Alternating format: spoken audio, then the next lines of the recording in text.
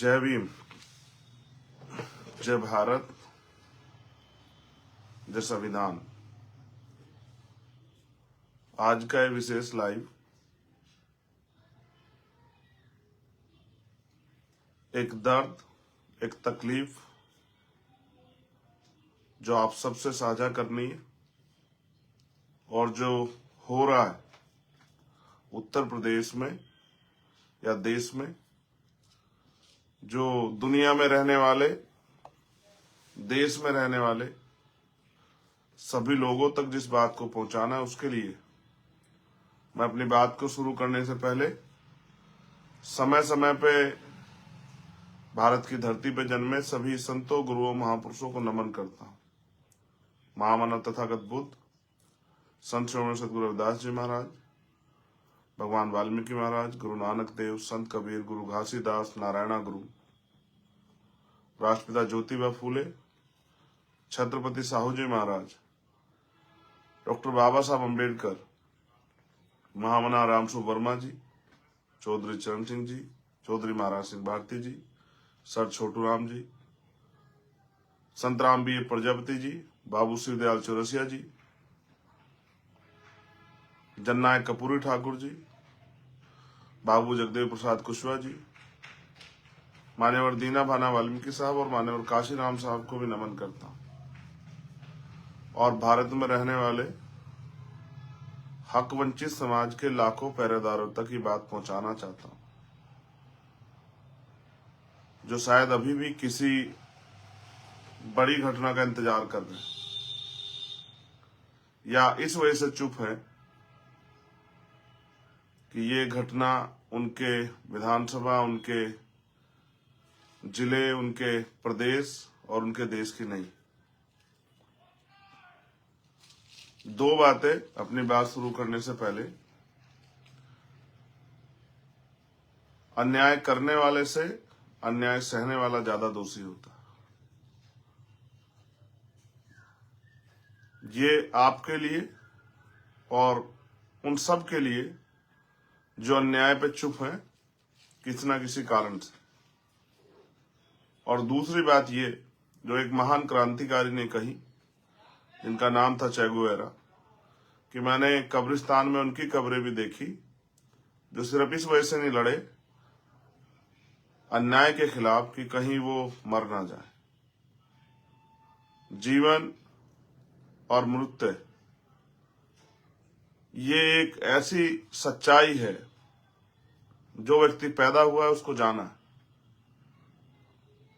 अपने लिए हर कोई जीता है, पशु, पक्षी, जानवर, लेकिन अपने से आगे बढ़ के अपने परिवार के लिए भी वो सोच लेते हैं। लेकिन इंसानियत और इंसान जिसको कुदरत ने, आप जिस भी धर्म में और उसको जिस आधार पे मानते हैं, उस कुदरत ने इंसानों को समझ बूझ दी है, सोच दी है, दिमाग दिया है सोचने के लिए और ताकत दी है करने के लिए, कुछ करके दिखाने के लिए। सिर्फ अगर आप ताकतवर हैं, उसको जानने का अगर मैं प्रयास करूं कि ताकतवर किसे कहते हैं या बताने का प्रयास करूं, तो मैं मानता हूं ताकतवर वो व्यक्ति है जिसके संरक्षण में हर कमजोर आदमी अपने आप को ताकतवर महसूस करे, अपने आप को सुरक्षित महसूस करे। वो ताकतवर नहीं होता है जो ताकत के दम पे किसी से मारपीट करता है, जाति धर्म के नाम पे किसी को नुकसान पहुंचाता है, किसी की बहन बेटी का अपमान करता है, किसी बहन बेटी पर जुल्म करता है, गरीबों को सताता है। वो ताकतवर नहीं होता है। ताकतवर का मतलब है कि अगर वो ताकतवर वो इंसान वहां है तो कोई जालिम, कोई गलत व्यक्ति किसी कमजोर के साथ अन्याय नहीं करेगा। इसको मैं ताकत मानता हूं। और एक संत ने कहा कि सिर्फ सांसों का रुकना मौत नहीं होती, वो भी मर जाता है जिसका जमीर मर जाता है। मेरे हक वंचित समाज के पहरेदारों, ये देश 14 अगस्त को 1947 को अंग्रेजों के अधीन था। 15 अगस्त 1947 को आजादी मिली।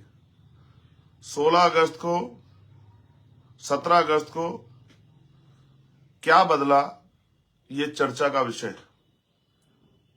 14 तारीख को जिनके पास एक गज जमीन नहीं थी, घर नहीं था, नौकरी नहीं थी, खेती के लिए जमीन नहीं थी, जिनके पास रोजगार नहीं था, जिनको स्कूलों में पढ़ने की आजादी नहीं थी, जिनको सार्वजनिक स्थलों पर जाने की आजादी नहीं थी, जिनके पास कोई उद्योग नहीं था, आजादी की सुबह के साथ उनके जीवन में क्या बदला, धन धरती राजपाट में बंटवारा हुआ या नहीं हुआ, जो लोग हाशिए पे थे उनके जीवन में सुख शांति और खुशहाली आई, इसके लिए क्या प्रयास हुआ। और अगर 75 सालों में लोगों के पास घर भी नहीं बन पाए, पक्के गांव देहात में जाकर देखिए तो आपको एहसास होगा कि राजनीतिक व्यवस्था ने हमें क्या दिया है। मैं आज जो लोगों से वादे करता हूं वो हवाबाजी नहीं करता हूं। मैं राजनीतिक शक्ति को समझता हूं कि राजनीतिक शक्ति के जरिए कितने बड़े परिवर्तन हो सकते हैं। लेकिन मेरे सम्मानित भाइयों बहनों, मुझसे बड़े बुजुर्गों, नौजवान साथियों, मैं रामपुर की घटना में अपनी बात रखूंगा। क्या हुआ रामपुर में?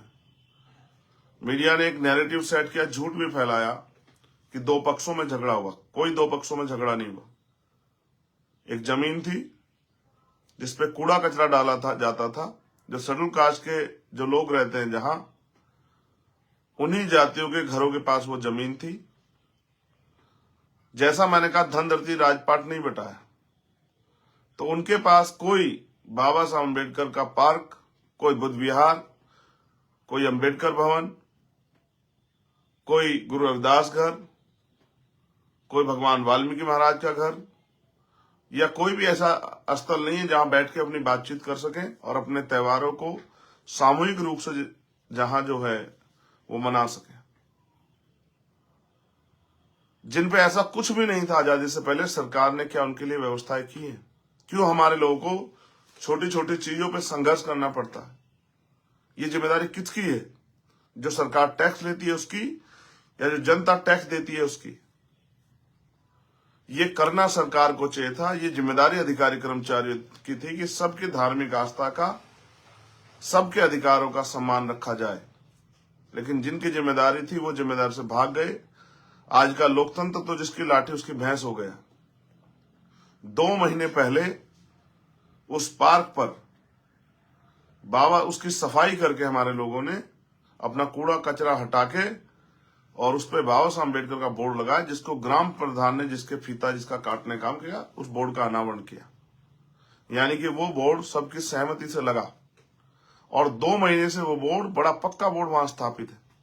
एक दिन में नहीं लगा, रात के अंधेरे में नहीं लगा, दिन के उजाले में सबके सामने लगाया। और गांव के कुछ लोगों को उस पे उनका विरोध था कि ये यहां नहीं बनना चाहिए। जिनका विरोध था वो भी वहां से बहुत दूर रहते हैं, लगभग 1 किलोमीटर के लगभग दूर रहते हैं। ये बात शासन प्रशासन के पास गई। हमारे लोगों ने वहां के अधिकारियों से बात कही और उनसे कहा कि ये ग्राम पंचायत की जमीन है, हम ही इस पे काबिज हैं, हम इस पे बाबा साहब अम्बेडकर का पार्क चाहते हैं। वो कई बार अधिकारियों के पास गए। अधिकारियों की लापरवाही की वजह से,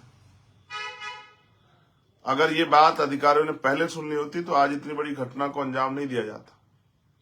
अधिकारियों की लापरवाही, उनकी हिलावाली और दलितों के प्रति, मुसलमानों के प्रति, पिछड़े वर्ग की जातियों के प्रति, आदिवासियों के प्रति जो सरकार का रवैया है, उसी का खामियाजा उस गांव के लोगों को भुगतना पड़ा। उस दिन हुआ ये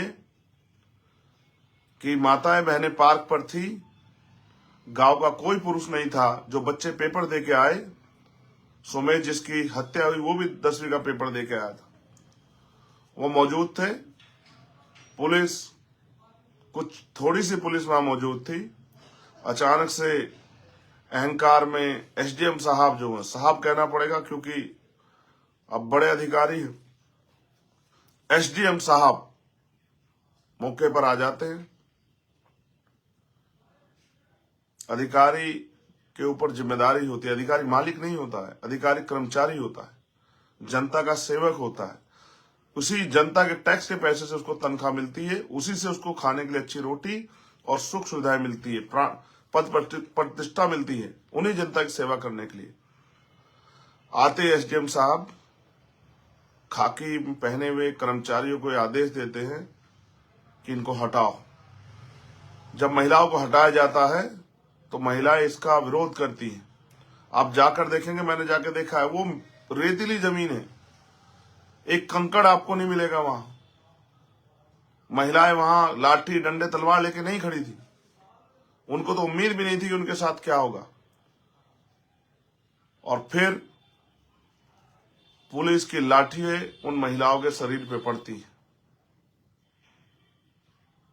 उनको पीटा जाता है, गलत जगह से छुआ जाता है, धक्के दिए जाते हैं। वो जो बच्चे उनके साथ खड़े थे वो विरोध का हिस्सा बनते हैं।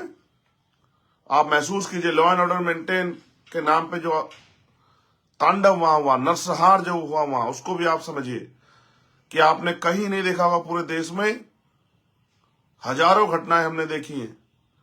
बड़ी बड़ी जमीनों पे पूंजीपतियों ने कब्जा कर रखा है, दबंगों ने, ताकतवर लोगों ने कब्जा कर रखा है। वो एक एक गज जमीन नहीं छुटा सकती सरकार।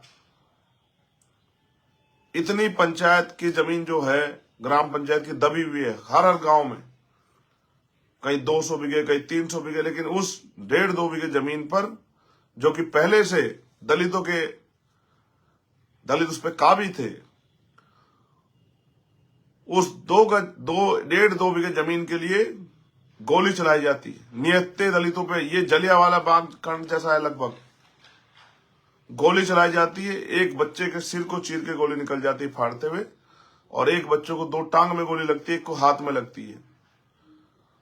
और ये होने के बाद भी पुलिस गोली चलाती है। 8-10 राउंड जो मुझे बताया गया गोली चली। जब उसके परिवार के लोग उस बच्चे को खींच के बाबा साहब के बोर्ड पर ले आते हैं, और जब अहंकारी एसडीएम को वो नौजवान 17 साल का खून में लथपथ बंद सांस से दिखाई देता, तो एसडीएम के पैर उखड़ जाते हैं, एसडीएम भाग जाता है। आपने देखा कोई एसडीएम नाम पद का कर्मचारी पत्थर उठा के महिलाओं को पीटता है, और मैंने वीडियो भी जारी करवाई। आप देखिए किस तरह से जातिगत गालियां दी जा रही हैं, जैसे मन मना के ये सब चीजें की गई। फिर बड़े बड़े अधिकारी पहुंचते हैं, परिवार अड़ जाता है कि किसी भी कीमत पे हम डेड बॉडी नहीं उठने देंगे, हम अपने बच्चे को न्याय दिला के रहेंगे। अधिकारी जाके समझाते हैं, बात आगे बढ़ती है। जो पुलिस पूरे गांव की घेराबंदी कर देती है, नया आदमी कोई जा नहीं पाता है, और बड़ी देर के बाद घायलों को अस्पताल लेके जाया जाता है। आपको जान के अचरज होगा कि सोमेश ने तो मौके पर दम तोड़ दिया, लेकिन अमित जो अस्पताल जाता है, उसके दोनों पैरों में गोली लगी हुई है, और ये बताया गया कि उसके पैर में गोली है, फंसी हुई है गोली। लेकिन आपको जान के आश्चर्य होगा, मैंने कुछ देर पहले ट्वीट किया था, कुछ घंटे पहले, अभी तक अमित के पैर की गोली नहीं निकाली गई। 36 घंटे ज्यादा समय बीत गया। मैंने कल भी ये शंका जाहिर की थी कि ऐसा ना हो इन्फेक्शन होकर उसकी टांगे काटनी पड़े या उसकी जान चली जाए। क्यों सरकारी हॉस्पिटल में उसका इलाज अच्छा नहीं हो रहा है? क्यों उसको हायर सेंटर रेफर नहीं किया जा रहा है? अगर डॉक्टर कमी है, किसी और चीज की कमी, क्योंकि वो आई विटनेस है, उसने मौके पे देखा है सब चीजें होते हुए। वो एक एक आदमी को पहचानता है। आपको याद होगा हाथरस की बेटी के समय मैंने कहा था कि अगर उसको बचा लिया जाएगा, जिस तरह से मीडिया उसके आरोपों को निगलेक्ट कर रही थी, कि जो परिवार ने लगाए थे कि भाई ऐसा कुछ नहीं हुआ, मैंने कहा था उस बच्ची को बचा लो, वो स्वयं बता देगी उसके साथ किसने, कब, कहां और क्या क्या अपराध किया है। उसी तरह से मैंने अमित के ऊपर भी चिंता जाहिर की कि अमित को बचाना चाहिए। पुलिस परिवार को डरा धमका के, जैसा मुझे परिवार ने बताया कि डरा धमका के पुलिस ले जाती है, और अर्थी का सामान, अंतिम संस्कार का सामान भी अपने साथ लेके आती है। एक कपड़ा परिवार को नहीं डालने दिया पुलिस ने उस बच्चे के ऊपर, जिस बच्चे को मां ने 9 महीने पेट में पाल के रखा, और 17 साल का अपना खून, दूध रूपी खून पिला पिला के बड़ा किया। जिस पिता ने भूखे प्यासे रह के अपने बच्चे के लिए सपने देखे, वो पुलिसमैन बनना चाहता था, लेकिन उसको नहीं पता था कि उनके द्वारा दिए गए टैक्स के पैसे से जो गोली आएगी सरकार की, उसी गोली से, उसी पुलिस के जरिए उसको ये दुनिया छोड़नी पड़ेगी। ये जुल्म वहां हुआ। फिर आनन फानन में परिवार को समझा के, बुझा के, डरा के, परिवार ने तो मुझसे कहा कि जबरन हमें डरा के कराया गया, और उस बच्चे के शव को अंतिम संस्कार कर दिया गया। मां चीखती रही, बहन चीखती रही, भाई चीखते रहे। मुझे संभल में 3 घंटे ज्यादा डिटेन रखा गया। मैं लड़ता रहा कि मुझे जाना है, जाना है। फिर जब मैं वहां पहुंचा, मैंने परिवार से बात की, तब उन्होंने मुझे सारी बात बताई। आपको जान के बड़ा अचरज होगा कि नालायक कर्मचारी अधिकारियों का दिल तब भी नहीं पसीजा उस एफआईआर में। उनकी जो मांगे हैं, वो तो सीधे सच्चे लोग हैं, उन्होंने किसी के खिलाफ मुकदमा नहीं दर्ज कराया अभी तक। उन मांगों को इस तरह से लिखा गया है, किसी एफआईआर में आपको पीड़ित परिवार के लिए जो मांगे समाज रखता है कि भाई इनको मुआवजा दिया जाए, इनके लिए ये किया जाए, इनको नौकरी दी जाए, ये पार्क बने, दोषी अधिकार, उसको एफआईआर में लिखा जाता है, एफआईआर की मजाक बनाने के, एफआईआर को कमजोर करने के लिए। अभी तक मुझे बिल्कुल अभी की जानकारी नहीं है कि क्या उस बच्चे की टांग से गोली निकली है, निकली। लेकिन अब कई बातें मेरे सामने ये है, आखिर किसके इशारे पे एसडीएम साहब ने गोली चलाने के आदेश दिए? आखिर वो क्या था? कोई धन का लालच था, किसी पद का लालच था, किसी नेता ने उनको फोन करके करने कहा? इसलिए मैंने न्यायिक जांच की मांग की, और आज मैंने सीबीआई जांच की मांग की, सुप्रीम कोर्ट या हाई कोर्ट के किसी जज की निगरानी में। क्योंकि जो लोग आज ये कह रहे हैं कि वहां जबरदस्ती वो कर दिया, जमीन पे वो कर दिया, सच सामने आना चाहिए। वो तब आएगा कि किसकी गलती और किसके इशारे पे ये हुआ। किन नेताओं के फोन उस अधिकारी को गए, वहां के एसएसपी को गए, वहां के एसपी को गए, सीओ को गए, थानेदार को गए, चौकियों के लोगों को गए। आखिर कॉल डिटेल पता लगनी चाहिए, किन से वो बात कर रहे थे जिनके आदेश पे उन्होंने तत्काल गोली चलाने का आदेश दे दिया। ये घोर लापरवाही। और क्यों, जब दलितों, पिछड़ों, मुसलमानों, आदिवासियों की बात होती है, सिखों की बात होती है, बौद्धिस्टों, ईसाइयों की बात, कब तब पुलिस की बंदूक में इतना जोर कहां से आ जाता है कि वो सीधी सर में गोली मारते हैं? ये सवाल, और इन सब के सवालों के जवाब तब मिलेंगे जब इस घटना की सीबीआई जांच होगी, फेयर जांच। आप महसूस कीजिए, मैंने जो मांगे उठाई हैं वहां परिवार की मांग नहीं, हमारी सबकी मांगे हैं कि मुख्यमंत्री जी कहते हैं कि सबका साथ, सबका विकास, सबका विश्वास। तो ऐसी घटना लखनऊ में हुई,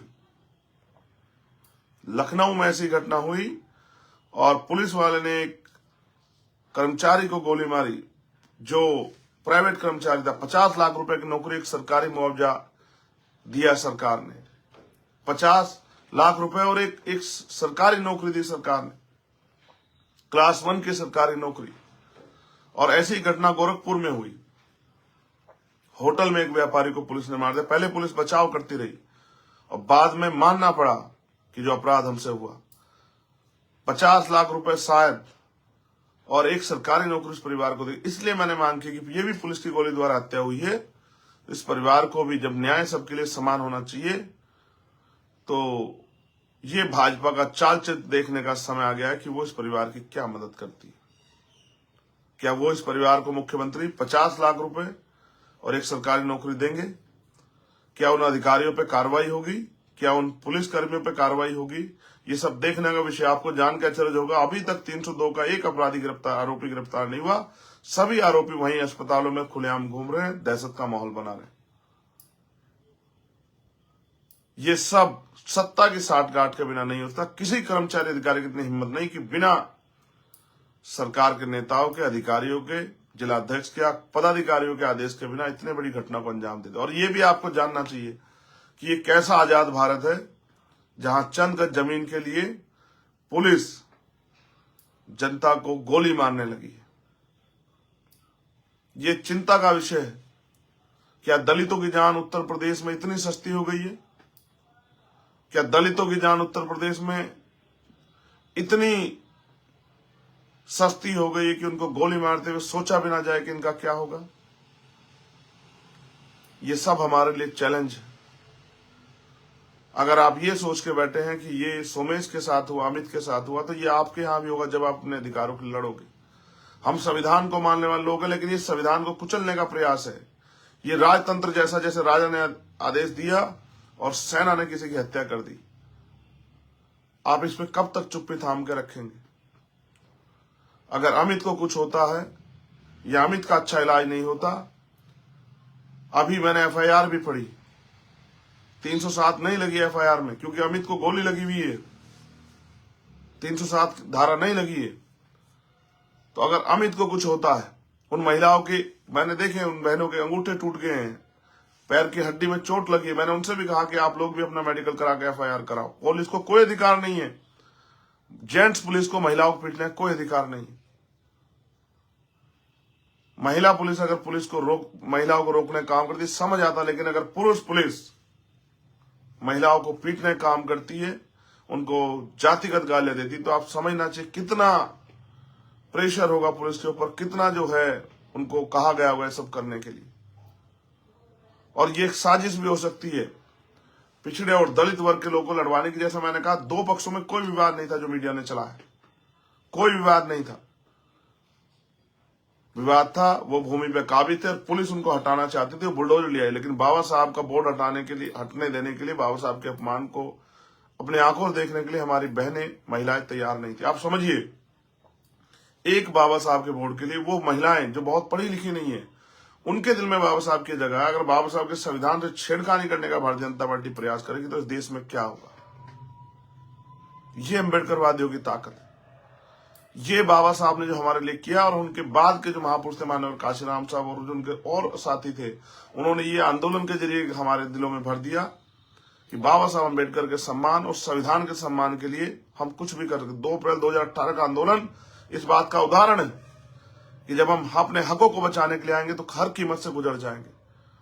मेरे भाइयों बहनों, बहुजन समाज के पहरेदारों, ये संविधान है जो पाल, प्रजापति, कश्यप, सैनी, मौर्य, शाक्य, कुशवा, निषाद, राजभर, जाट, गुर्जर, विश्वकर्मा, सैन का बच्चा, चमार, वाल्मीकि, पासी, धोबी, कोरी, खटीक का बच्चा, मुस्लिम समाज में जो बैकवर्ड जातियां जो हैं, ओबीसी जातियां, उनके बच्चे कुर्सी पर बैठ जाते हैं संविधान की वजह से। और ये कुर्सी पे बैठना आपको चुभ रहा है सत्ता में बैठे लोगों को, इसलिए वो लगातार आरक्षण पे हमला कर रहे हैं, लगातार सरकारी नौकरियां खत्म कर रहे हैं, लगातार लोकतंत्र की हत्या कर रहे हैं, पैसे के आधार पर राज करना चाहते हैं और डंडे के आधार पर राज करना चाहते हैं। आज नहीं जागे तो कब जागोगे? कल किसी सोमेश, अमित के साथ फिर ये होगा। और अकेला चंद्रशेखर कितनी घटनाओं में जा क्या क्या कर लेगा। पूरी हिम्मत तो करता हूं सभी जगह पहुंच जाऊं, पूरी हिम्मत करता हूं, लेकिन राजनीतिक ताकत भी बन जाए इसलिए भी लड़ रहा हूं, प्रयास कर रहा हूं, संघर्ष कर रहा हूं। मैं ये सवाल छोड़ता हूं आपके सामने, आखिर इससे ज्यादा आगे बढ़ के हम लोग क्या कर सकते हैं? और अगर आज भी आप चुप हैं और हमारा साथ नहीं दे रहे हैं, तो आप सोचिए कि कल जब कुछ बचेगा नहीं तो फिर आप लड़ाई को किसके सहारे और कैसे लड़ेंगे? मैं सीबीआई जांच की मांग करता हूं, जिससे दूध का दूध और पानी का पानी हो जाए, और उन अधिकारियों पे सख्त कार्रवाई की मांग करता हूं। सिर्फ हटाने से काम नहीं चलेगा, उनको नौकरियों से, उनको जो है उनकी नौकरियों से बर्खास्त उनको किया जाए और उनको गिरफ्तार करके जेल में भेजा जाए। उस परिवार की मांगों को माना जाए। जिस तरह का न्याय मुख्यमंत्री ने अन्य लोगों के साथ किया, क्या मुख्यमंत्री जातिवादी हैं जो दलितों के साथ एक ट्वीट नहीं कर पाए अभी तक? इतनी बड़ी घटना पर उनके पुलिस के द्वारा जो अपराध किया गया उस पर क्या मुख्यमंत्री इस परिवार को मिलने बुलाएंगे या मिलने जाएंगे? दलितों का हितैषी होने की बात करने वाले मुख्यमंत्री जी, दलित सम्मेलन करने वाले, हापुड़ से बहुत दूर, देरी का रास्ता नहीं। आपने पहला सम्मेलन हापुड़, उसमें बुलंदशहर हापुड़ में किया था। क्या आप जाएंगे परिवार से मिलने? क्या आप उनके आंसू पूछेंगे? उनके घर खाना खाने का दिखावा करने वाले मुख्यमंत्री जी, प्रधानमंत्री जी, क्या आप दलितों के आंसू पूछोगे? ये कहने वाले कि दलितों को मत मारो, मुझे मार लो, ये बातें करने वाले प्रधानमंत्री जी, क्या आपका दिल पसीजा? जब 17 साल के बच्चे के साथ खून की होली आपकी उत्तर प्रदेश की डबल इंजन की सरकार की पुलिस ने खेली, उस मां को आप जवाब दे पाएंगे? उस बहन को जिसने अपना भाई खो दिया उसको जवाब दे पाएंगे? उसके पिता को जवाब दे पाएंगे? रोज ये घटनाएं होती हैं, रोज होती हैं। मैं सब पे नहीं जा सकता, मगर मैं आपसे पूछना चाहता हूं कि अपने देश में क्या हम दसवें दर्जे के नागरिक नहीं हो गए? क्या हम इस देश में संविधान के रहते इस जुल्म को सहने के लिए मजबूर नहीं हो रहे? और अगर हो रहे हैं तो फिर जागिए, इस अन्याय के खिलाफ बोलिए। अगर आप भाजपा में भी हैं, भाजपा किसी मोर्चे के सदस्य हैं, भाजपा में आप MP MLA मंत्री हैं, तो अगर वास्तविकता में आपका जमीर जिंदा है, आप वास्तविकता में समाज के हित से तो बोलिए। और अगर आप नहीं बोल सकते तो आपको कोई अधिकार नहीं है कि बाबा साहब अम्बेडकर के द्वारा दिए गए अधिकारों पे, उनकी हिस्सेदारी पे काबिज होके आप उनके पिछलग्गू, उनके पिट्ठू बन के समाज की पीठ में छुरा घोंपें। आप जिस भी दल में हैं, इस अन्याय के खिलाफ बोलिए, बोलने की हिम्मत जुटाइए। CBI इनकम टैक्स का डर छोड़िए। समाज को हमारे बड़े नेताओं की जरूरत है। मैं जितनी हिम्मत भी हमारे में आजाद समाज पार्टी वो जुटा रहे हैं, लेकिन जो बड़े नाम वाले नेता, मैं उनसे भी कहूंगा कि आज समय है उस समाज के साथ खड़े होगा जिस समाज ने आपको ताकत दी, जो समाज आपकी आवाज बना, जिस समाज की वजह से आप कुर्सी बैठे। उनके बच्चों को, उनकी बेटियों को, उनके बेटों को, उनकी पत्नियों को, उनके परिवार के लोगों को, बुजुर्गों को आज आपकी जरूरत है। आज आपकी चुप्पी उत्तर प्रदेश और देश में दलितों के दमन का कारण बन रही है। यह अन्याय कितने दिन चलेगा? दलितों की हत्याएं कब तक होंगी? पिछड़े मुसलमानों और आदिवासियों की हत्याएं कब तक होंगी?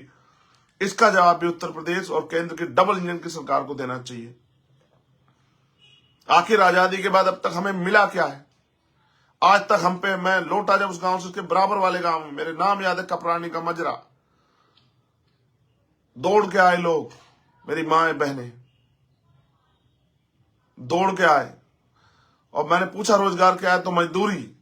आने वाले समय में तो आज तो 20 आदमियों का काम एक मशीन कर देती है, सारी मजदूरी खत्म हो जाएगी। तो क्या मेरे लोग इस देश में भूखे नंगे रहेंगे?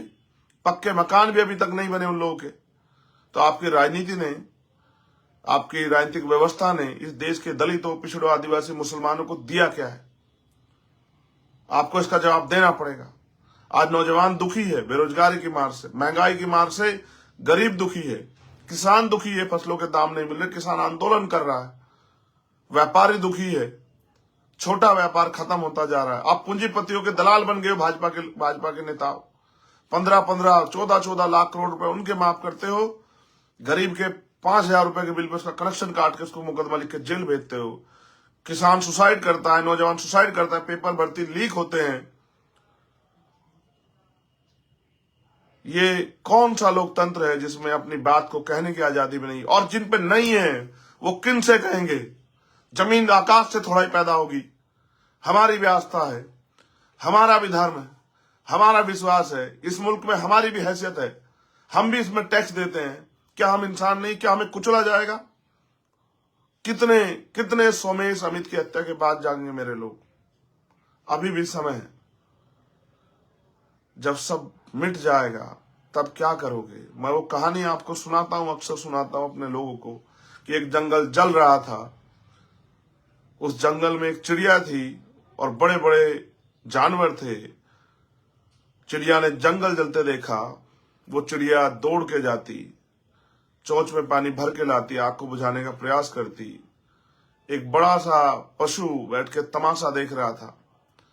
उस पशु ने कहा कि चिड़िया, हंसते हुए कहा, चिड़िया जल जाओगी, आग नहीं बुझेगी। तो चिड़िया ने जो जवाब दिया सुनने लायक था कि हाँ मुझे पता है मैं जल जाऊंगी, हाँ मुझे पता है कि मेरे प्रयास से शायद ही आग ना बुझे, लेकिन इस जंगल का इतिहास लिखा जाएगा तो मेरी गिनती वफादारों में होगी, पहरेदारों में होगी, सिपाहियों में होगी, हमदर्दों में होगी, और तेरी गिनती गद्दारों में होगी। मैं आपको पूछना चाहता हूं, जब बाबा साहब का संविधान खत्म हो जाएगा, लोकतंत्र खत्म हो जाएगा, वोट देने का अधिकार खत्म हो जाएगा, तो आपकी बस्ती में कोई पैर रखने आएगा क्या? आपकी सुनवाई कोई करेगा क्या? हमारे पढ़े लिखे नौजवान बेरोजगार घूम रहे हैं, बैकलॉग भरा नहीं जा रहा है। प्रमोशन रिजर्वेशन सुप्रीम कोर्ट ने कहा है कि SC/ST के लोगों को मिलना चाहिए। मैं तो चाहता हूं OBC के लोगों को मिले, लेकिन कौन सी सरकार दे रही है? आप पिछड़े दलित वर्ग के लोग, आदिवासी लोग भाजपा को अपना हितैषी मानने का की गलती कर रहे हो। ये वही भाजपा है, ये वही आरएसएस के लोग हैं जिन्होंने जिंदा रहते बाबा साहब अम्बेडकर की सब यात्रा निकाली। हाँ, मुझे पता है इस जुल्म के खिलाफ इतनी ताकतवर आवाज बनने का खामियाजा मुझे भुगतना पड़ता है, मुझे जेल जाना पड़ता है, मेरी पीठ पर लाठियां पड़ती है, मुझे जुल्म सहना पड़ता है, जेलों में रातें काटनी पड़ती हैं, अन्याय सहना पड़ता है, और जब मैं चुप नहीं होता तो मेरे ऊपर गोली चला जाती है। लेकिन हो सकता है कल फिर गोली चले, हो सकता है 10 दिन बाद फिर गोली चले, हो सकता है मैं मारा जाऊं, लेकिन मैं इस अन्याय के खिलाफ चुप रह जाऊं, ये मैंने नहीं सीखा है। अगर मैं भी औरों की तरह राजनीति पैसों के लिए, पावर के लिए, सुख सुविधाओं के लिए करता, MP MLA के लिए बनने के लिए करता, तो शायद कभी का जमीर का सौदा कर लेता। लेकिन मैंने इस बात को इसलिए समझा कि जब मैंने अपने पिता को अपने हाथों में मैंने दम तोड़ दिया मेरे पिता ने, तब मुझे समझ आया कि पॉलिटिकल पावर क्या है। उस समय राजनीतिक शक्ति मेरे पास होती या कोई राजनीतिक शक्ति वाला व्यक्ति मुझसे जुड़ा होता तो शायद मेरे पिता मेरी आज जिंदा होते। मैं भी उनके पैर छू के आशीर्वाद लेता और पूरी ताकत से जो भी लड़ाई में लड़ता मैं लड़ पाता। लेकिन उस दिन मेरे जीवन में तब्दीली, और सबसे बड़ी तब्दीली तब हुई जिस दिन मेरे ऊपर गोली चली। उस दिन मैंने तय कर लिया कि मैं किसी का दिल नहीं दुखाऊंगा, लेकिन मैं अपने जीवन का एक एक पल इस आंदोलन को दूंगा, गरीबों के आंसू पूछने के लिए, उनके ऊपर होने वाले जुल्म को रोकने के लिए दूंगा। मैं अपनी बात के लिए संकल्पित हूं, और मैं आज फिर कहता हूं कि सूरज पूरब की जगह पश्चिम से उदय हो सकता है, लेकिन चंद्रशेखर आजाद इस लड़ाई में पीछे नहीं हो सकता है। मैं आपसे भी अपील करता हूं कि इस लड़ाई में हमारा साथ दीजिए। मैं आपसे भी कहता हूं कि जुल्म के खिलाफ लड़ने में आप हमारी हिमायत कीजिए। अगर साथ भी नहीं देखते कम से कम बोलिए, जो जुल्म करने वाले के हाथ रुके, उसकी ताकत कमजोर पड़े। ये लोकतंत्र है, यहाँ जनता के पास ताकत है। आप तय करते हो कि कौन कौन ताकतवर होगा, कौन कमजोर होगा। आपकी चुप्पी कल और लोगों का खून बहाएगी। आपकी चुप्पी इस देश को जो बेचने वाले लोग हैं उनको ताकत देगी, और आप अगर बोलने लगे तो हमारा लोकतंत्र और संविधान भी बचेगा। आपकी वो एकजुट होना पड़ेगा। मैं अपने कर्मचारी साथियों से भी कहता हूं, मैं जहां नगीना में लड़ रहा हूं वहां मुझे आपकी मदद की जरूरत है। आपके दो रिश्तेदार साथी वहां रहते होंगे। मैं दलित, पिछड़े, मुसलमान हो, आदिवासी हो, सिख हो, जैन, बुद्धिस्ट हो, ईसाई हो, हर न्याय पसंद व्यक्ति से कहना चाहता हूं, अपनी माओ बहनों से कहना चाहता हूं, इस लड़ाई में मुझे मौका दें कि मैं इस लड़ाई को लड़कर दिखाऊं कि किस तरह से सेवा भाव से राजनीति होती है, और राजनीति के जरिए किस तरह से गरीबों की जिंदगी बदली जाती है। सब कुछ संभव है, लेकिन संभव वही कर सकते हैं जिनके पास शक्ति है। हम राजनीति में कामयाब हुए बिना इस जुल्म जाति खत्म नहीं कर सकते हैं। तो नगीना के लिए मेरी आपसे अपील है, और संगठित होने की देश भर में आपसे अपील है। और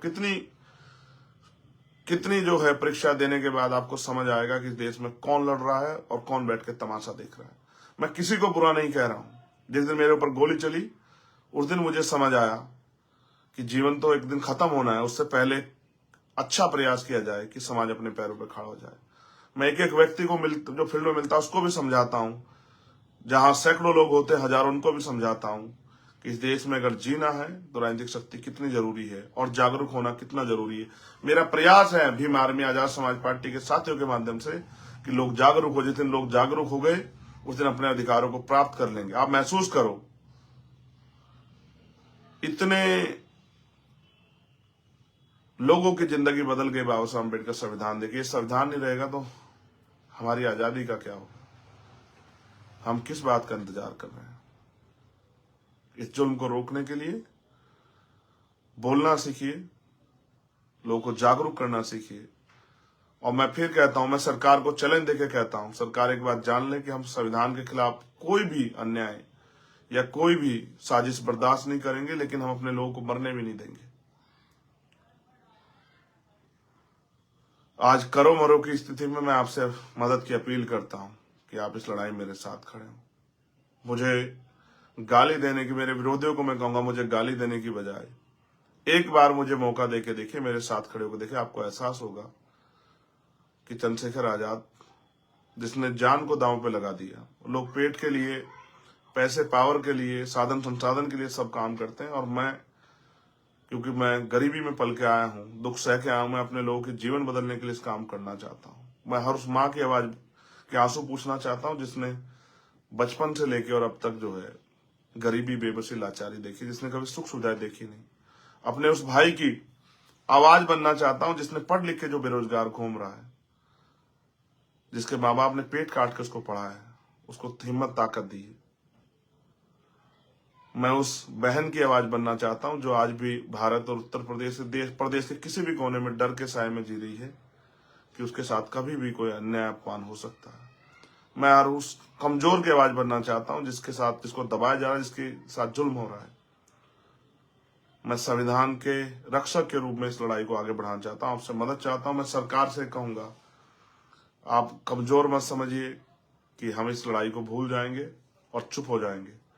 एक बहुत बड़ा आंदोलन हम लोग इसी लड़ाई को आखिरी लड़ाई मान के रामपुर की लड़ाई को तय करेंगे। आप मेरी बात को याद रखना। क्या तो सरकार जिस तरह से और लोगों को न्याय दिया उस तरह से उस परिवार को न्याय दे, वरना उत्तर प्रदेश और देश में कमर कस ले कि हम किसी से बड़े आंदोलन करने के लिए तैयार हैं। इस दर्द को रोज रोज अपने लोगों को मरता देख के जो तकलीफ होती है वो ऐसे नहीं, उसको नहीं बताया जा सकता शब्दों में। ये स्वीकार्य नहीं है। मुख्यमंत्री जी इस अन्याय को रोकिए, और आपने नहीं रुकता तो कुर्सी खाली कीजिए। अगर आपसे नहीं होता है, झूठ बोलना बंद कीजिए, दिखावा करना बंद कीजिए। जय भीम, जय भारत, जय संविधान, जय विज्ञान, जय लोकतंत्र। और आप सबसे अपील, मेरे कर्मचारी साथियों से, मेरे अधिकारी साथियों से, मेरे हक वंचित कमजोर समाज से, इस देश के दलित, पिछड़े, आदिवासी, मुसलमान, जैन, सिख, बौद्ध, ईसाई, पारसी और न्याय पसंद हर उस जाति धर्म के व्यक्ति से जो चाहता है कि हमारा भारत तरक्की करे और सब लोगों को स्वाभिमान सम्मान का जीवन मिले। ऐसा चाहूं राज में जहां मिले समन्नु अन्न, और छोटे बड़े सब सम बसे, रविदास रहे प्रसन्न। राज ऐसा हो जिसमें कोई छोटा बड़ा ना हो, कोई ऊंच नीच ना हो, कोई भेदभाव ना हो, कोई गरीब ना हो, कोई अमीर ना हो, सब लोग बराबर हो। किसी को कोई डर ना हो, भय ना हो, किसी बहन बेटी का अपमान ना हो, किसी को खाने के लिए अन्न की, तन ढकने के लिए कपड़े की और सर ढकने के लिए छत की दिक्कत ना हो, सभी का सम्मान हो। उस राज को उन्होंने नाम दिया बेगमपुरा राज, बिना गम का राज। हर व्यक्ति खुशहाल हो, किसी की जिंदगी में कोई गम ना हो। मैं संदेश के तौर पे अपने लोगों से कहूंगा जो सतगुरु रविदास जी महाराज ने 600 साल पहले कहा कि रविदास मानुष करी बसन को सुकर है दो ठाव, एक सुसव राज माही दूसर मरगट गांव। कि अगर सुख शांति का जीवन जीना है तो दो ही रास्ते हैं, एक सुसव राज में, क्या तो अपना राज हो, या फिर सुख शांति जब जीवन समाप्त हो जाएगा शमशान घाट और कब्रिस्तान में मिलेगी। और बाबा साहब अम्बेडकर ने तो हमारे अंगूठे में वो ताकत दी है कि हम राजकाज ले सकते हैं, अपनी साथ होने वाले जुल्म को जड़ से खत्म कर सकते हैं। क्योंकि सड़क पर कानून नहीं बनते, कानून सदन में बनते हैं, लोकसभाओं में, विधानसभाओं में। तो अपनी ताकत बनाइए और इस जुल्म के खिलाफ बोलना सीखिए। मैं हर कमजोर, हर मजलूम, गरीब बहन बेटी की आवाज आपका भाई चंद्रशेखर आजाद बोल रहा हूं, और आपसे अपील करता हूं साथ और सहयोग की। जय भीम, जय भारत।